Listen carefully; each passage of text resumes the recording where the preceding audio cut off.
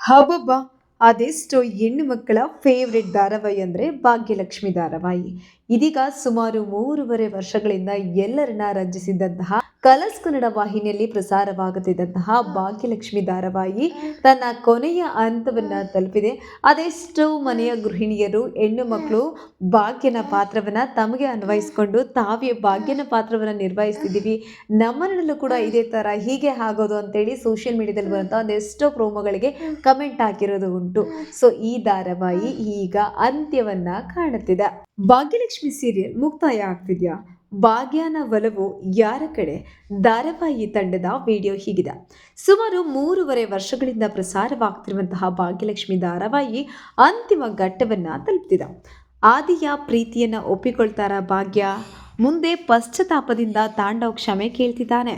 ಭಾಗ್ಯ ಯಾರನ್ನ ಆಯ್ಕೆ ಮಾಡ್ಕೋತಾಳೆ ಮತ್ತು ಧಾರಾವಾಹಿ ಮುಕ್ತಾಯವಾಗಲಿದೆಯಾ ಅನ್ನುವಂತಹ ಕುತೂಹಲ ಎಲ್ಲರಲ್ಲೂ ಸಹ ಕಾಡ್ತಾ ಇದೆ. 3.5 ವರ್ಷಗಳ ಪ್ರಯಾಣ. ಕಲರ್ಸ್ ಕನ್ನಡದಲ್ಲಿ ಪ್ರಸಾರ ಆಗ್ತಿರೋ ಭಾಗ್ಯಲಕ್ಷ್ಮಿ ಸೀರಿಯಲ್ ಆರಂಭಗೊಂಡು ಸುಮಾರು 3.5 ವರ್ಷಗಳಾಗ್ತಾ ಬಂದಿದೆ. ಅಕ್ಟೋಬರ್ 10, 2022ರಲ್ಲಿ ಈ ಸೀರಿಯಲ್ ಆರಂಭ ಆಗಿತ್ತು.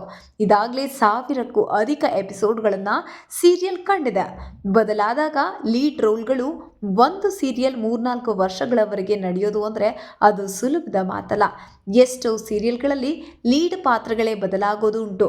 ಆದರೆ ಭಾಗ್ಯಲಕ್ಷ್ಮಿ ಸೀರಿಯಲ್ನಲ್ಲಿ ಮುಖ್ಯ ಪಾತ್ರಧಾರಿಗಳು ಇಷ್ಟು ವರ್ಷ ಅವರೇ ಮುಂದುವರೆದಿರೋದು ಬಹಳ ವಿಶೇಷವಾದ ವಿಚಾರ. ಸೀರಿಯಲ್ ಅಂತಿಮ ಹಂತ.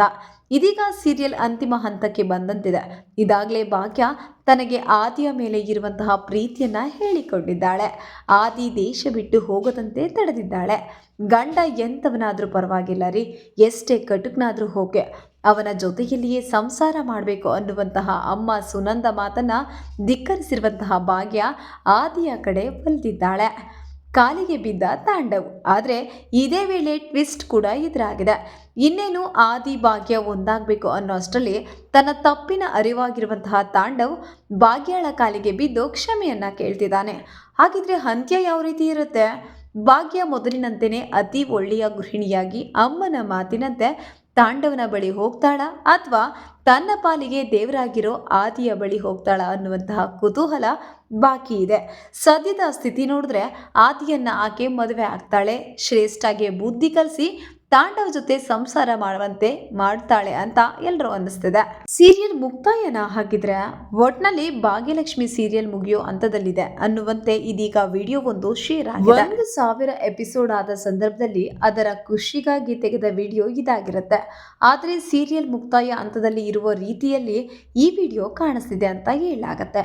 ಆದರೆ ಇದರ ಬಗ್ಗೆ ಅಧಿಕೃತವಾದಂತಹ ಮಾಹಿತಿ ಎಲ್ಲಿಯೂ ಸಹ ಸಿಕ್ಕಿಲ್ಲ. ಹಾಗಿದ್ರೆ ಭಾಗ್ಯ ತಾಂಡವ್ನ ಕ್ಷಮಿಸಿ ಮತ್ತೆ ತಾಂಡವ್ ಜೊತೆ ಸಂಸಾರ ಮಾಡ್ಕೊಂಡು ಹೋಗೋದು ಸರಿನಾ, ಅಥವಾ ತಾಂಡವ್ನ ದುರಹಂಕಾರಕ್ಕೆ ಅವನು ಕೊಟ್ಟಂತಹ ಅಷ್ಟು ಕಾಟ ದುಃಖಗಳಿಗೆ ತಾಂಡವ್ನ ಬಿಟ್ಟು ಅವನ್ನ ಕ್ಷಮಿಸ್ತೀರಾ, ಆದಿಯವ್ರ ಜೊತೆ ಅವರ ಪ್ರಪೋಸಲ್ನ ಅಕ್ಸೆಪ್ಟ್ ಮಾಡಿಕೊಂಡು ಜೀವನ ಮಾಡೋ ಸರಿನಾ? ಕಮೆಂಟ್ ಮಾಡಿ ತಿಳಿಸಿ.